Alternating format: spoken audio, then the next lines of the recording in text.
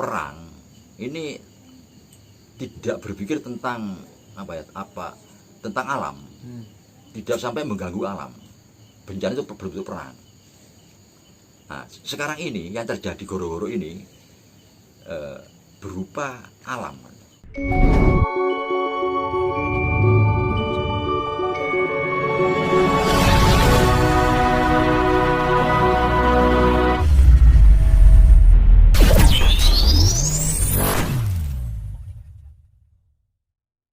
Kita tarik lagi ya tentang perubahan lagi. Jadi dari kosmogoni ke humanisme ya. Sekarang kalau kita bicarakan tentang perubahan peradaban yang akan terjadi, ini kan. Jadi dengan goro-goro ini akan terjadi perubahan peradaban. Ini kalau disampaikan secara luas ya, luas. Kalau dipersempit ya nanti akan munculnya satu opini, akan munculnya Ratu Adil, akan mulai tanda-tanda kebesaran kita, kembalinya jati diri. Nah, kalau ini diperlebar, pengertiannya perubahan peradaban. Nah, yang sudah sering saya sampaikan bahwa perubahan peradaban di sini itu yang menyangkut kiblat.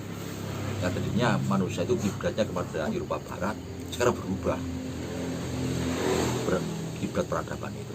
Ini pengertian saya ya mungkin dengan beberapa kawan bahwa pengertian perubahan peradaban itu kiblat dan dasar. Jadi kita kembali kepada kosmogoni lagi. Ini pengertiannya.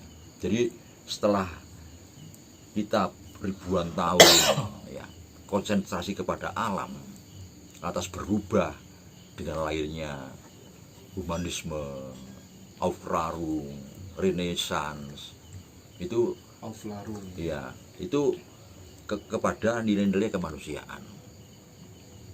Ternyata kebablasan. Demi kemanusiaan alam dikorbankan. Sehingga timbul goro-goro seperti ini. Baik itu berbentuk bencana alam, berbentuk virus. Enggak. Sebentar, Mbak. Sedikit saya bertanya gitu ya. Iya. Apakah kemudian potensi bencana alam di masa atau di tempo yang dulu itu intensitasnya berbeda dengan hari ini, dengan masa kini? Intensitas atau fluktuasi terjadinya bencana alam itu apakah memang berbeda intensitasnya antara dulu dengan sekarang? Memang sejak kita ini tidak lagi berkiblat kepada kelestarian alam, kosmogoni tadi dengan dalih demi kemanusiaan ya. Sehingga potensi-potensi alam ini diabaikan, dinomorduakan. Kalau pada saat kita ini masih berpegang pada doktrin kosmogoni pada alam, kita tidak berani.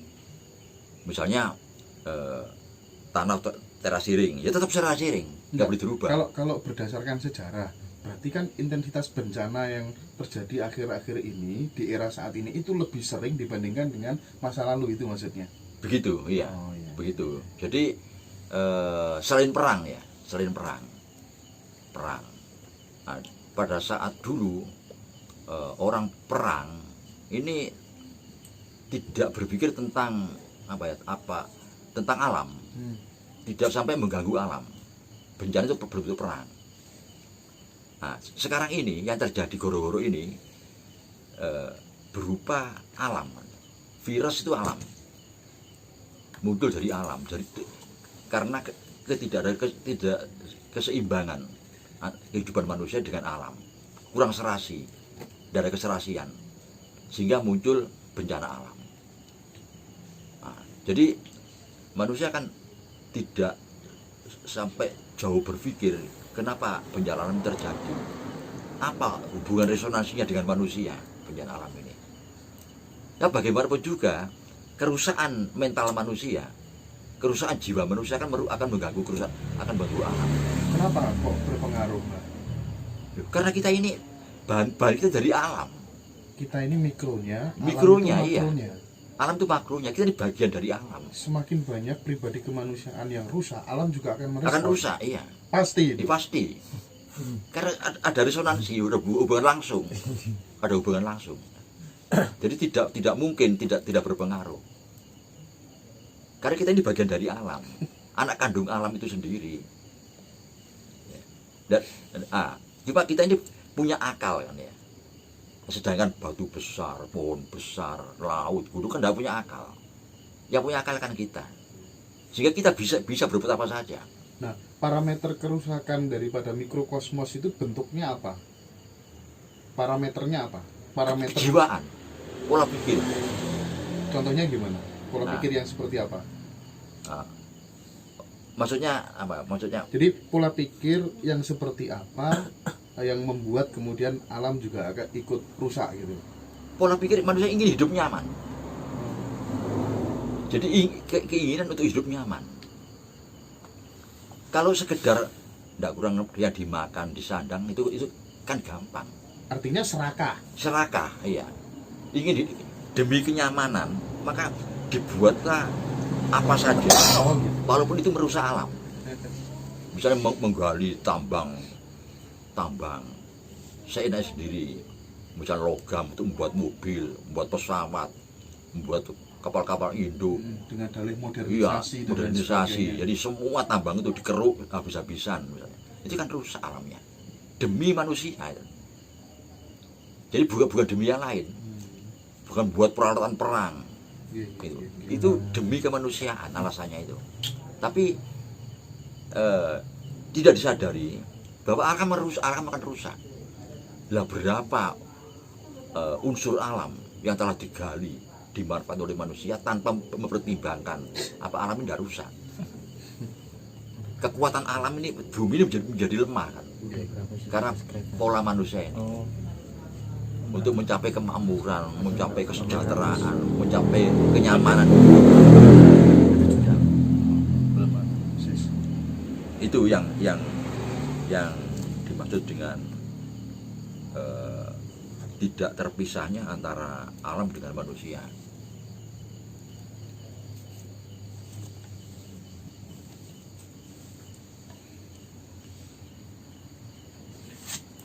Nah, akhirnya perubahan peradaban ini yang akan terjadi ini, manusia akan kembali kepada doktrin kosmogoni lagi.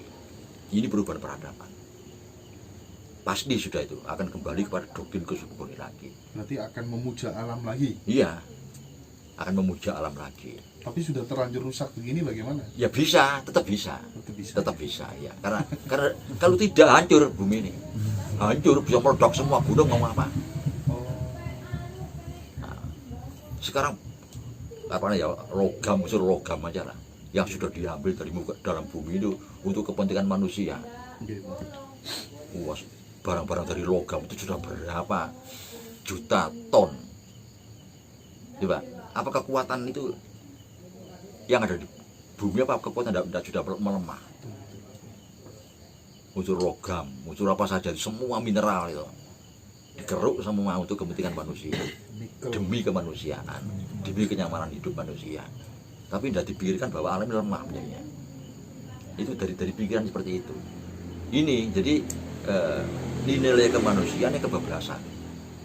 Nah, berbeda dengan kita yang diajarkan sejak zaman kuno, zaman medang, kauripan itu kahuripan. Ini nilai kehidupan. Tidak hanya manusia tapi alam. Jadi nilai-nilai kehidupan itu yang kita ajarkan. Tetap muncul keseimbangan. Nah, ini menurut prediksi saya bahwa akan kembali manusia itu kepada doktrin kosmogoni lagi. Di sini para manusia, kita ini juga ya, demi membenarkan doktrin yang merubah kosmogoni menjadi humanisme ini, kita sampai merubah semua definisi, pengertian, arti dan maksud tujuan dari doktrin kosmogoni itu. Contoh menyembah tadi.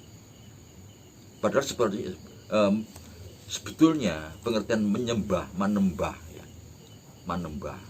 alam itu jangan diartikan bahwa kita ini seperti menyembah Tuhan, bukan. Tuhan tetap kiblat yang pokok, Maha Pencipta itu, Sang Maha Pencipta itu. Kalau kita Muslim menyebut Allah Subhanahu wa taala, Allah Bapa, Sang Yang Widiwasa, tetap. Tapi alam ini dikatakan menembah alam, itu artinya konservasi, menjaga. Dibalik demikian sehingga kita menjadi menjadi ekstrim pada alam ini. Wah, ini menyembah pohon ini. Wah, sudah di museum kampung. Dinamisme, Iya, animisme. iya, sudah disesat-sesatkan oleh rasa kampung. Padahal bukan begitu pengertiannya. Melestarikan alam ini, melestarikan alam itu tujuannya. Jadi definisi yang harus dirubah itu. Berarti akar persoalan itu Akar persoalannya. kebodohan aja sebenarnya. Nah, sebetulnya seperti itu. Tapi memang ada jaringan yang membuat seperti itu, ada memang. Oh, itu berarti enggak murni tapi by design itu. By design, iya. Itu ada memang. Itu seperti halnya perpecahan. Nah, itu. Jadi memang disengaja. Seperti halnya sekarang yang sampai Sebentar, Pak. Saya kok pikiran saya agak liar. By Iya. design itu bisa jadi lewat agama dong. ya lewat segala macam, lewat jadi memanfaatkan apa yang ada. Iya. Memanfaatkan apa yang ada sehingga cepat, gerakannya cepat, masif gerakannya. Seperti halnya contohnya contohnya yang lain lagi mengenai sekarang di negeri kita sendiri, Erlangga setelah Lecet Prabon bertapa, Dewi Kili Suci tidak mau jadi raja, dia menjadi pertapa. Kita pertapa ini harus juga diartikan yang tepat. Jangan terus diam di hutan menang. Bukan begitu. Diam sampai 2 tahun, 3 tahun gitu. Nah, diam, enggak kemana-mana terus duduk. Enggak begitu, Pak? Enggak begitu. Mati kalau begitu, Pak? Ya, tidak ada gunanya untuk masyarakat, kan apa manfaatnya? Gitu ya. Enggak berguna. Itu sama dengan orang apatis ya, Pak ya? Iya, bukan begitu. Dia mendalami satu ilmu untuk dan memberikan pelajaran. Bukan datang kepada murid-murid, para murid datang pada dia untuk belajar. Dia memperdalam ilmunya dan merenungkan mana yang benar, mana yang salah, ilmu yang telah dipraktekkan waktu dia jadi raja itu, kan begitu kan. Jadi pengajar.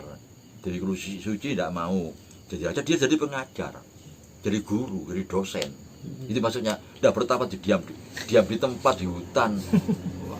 Ya, kalau semua tokoh-tokoh begitu semua harus apa manfaatnya untuk masyarakat. Nah, ini juga dirubah, ada yang merubah ini, istilah ini. Ini yang dimaksud by design itu di sini. Jadi ada gerakan memang merubah pengertian. Ini termasuk menyembah alam. Kalau bahasa Jawanya menembah alam. Itu tidak berarti menyembah seperti pada Tuhan, enggak. Enggak berarti menduakan Tuhan, mendualismekan Tuhan, tidak, sama sekali tidak. Ya? Iya, berbeda, bukan begitu. Seperti hanya zaman kuno dulu juga begitu. Itu hanya sebatas barangkali bentuk terima kasih kita kepada alam. Iya, agar kita juga dijaga oleh alam. Oh, iya. Kita melayani alam, karena itu kepentingan kita. Agar alam ini tenang, membalas ketenangan, gitu. Maksudnya begitu. Kausalitas ya, iya, Pak, ya? gunung tidak meletus, tidak ada tsunami, karena kita jaga alam ini. Bukan disembah, hai gunung, mohon jangan meletus, bukan begitu, bukan. Nah, ini yang harus dikembalikan kepada pengertian lama yang sebenarnya, arti yang sebenarnya. Biar terlalu berlarut-larut, tidak karuan. Nah, juga tentang simbolis tadi. Nah, simbol itu harus ada. Semua kan kita semua bangsa itu kan pakai simbol-simbol. Bendera pun simbol. Di Amerika ada bintang sekian, itu menunjukkan bahwa ada istilahnya itu negara-negara bagian sekian. Terus di Inggris ada simbolnya singa, maksudnya apa? Ada Garuda, itu kan begitu kan. kita pakai simbol Bhinneka Tunggal Ika, Garuda, itu kan simbol yang punya arti dan makna yang harus kita lakukan, kan itu maksudnya. Nah ini penting. Nah ini kalau sampai nanti apa